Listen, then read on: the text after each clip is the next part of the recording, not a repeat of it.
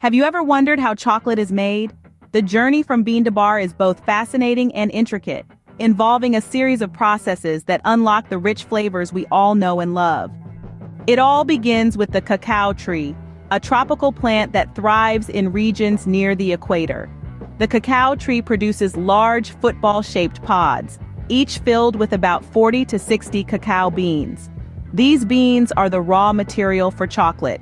Once ripe, farmers harvest the pods, a labor-intensive process typically done by hand. After the harvest, the pods get cracked open to reveal the cacao beans, each surrounded by a sweet, pulpy fruit.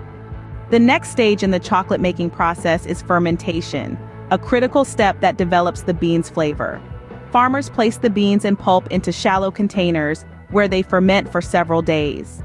During this time, the natural sugars in the pulp ferment and heat up, causing the beans to start germinating and producing the precursors to chocolate's flavor. After fermentation, the beans are spread out to dry under the sun.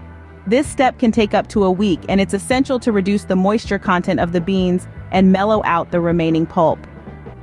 Next, the beans are roasted, a process that brings out the chocolate flavor we all recognize. The roasting temperature and time can greatly affect the final taste of the chocolate, and each chocolate maker has their own secret recipe. Once roasted, the beans are cracked and winnowed to remove the shells, leaving behind the cacao nibs. These nibs are the essence of what will become chocolate. The nibs are then ground into a paste known as chocolate liquor. Despite its name, chocolate liquor contains no alcohol. It's simply pure ground cacao.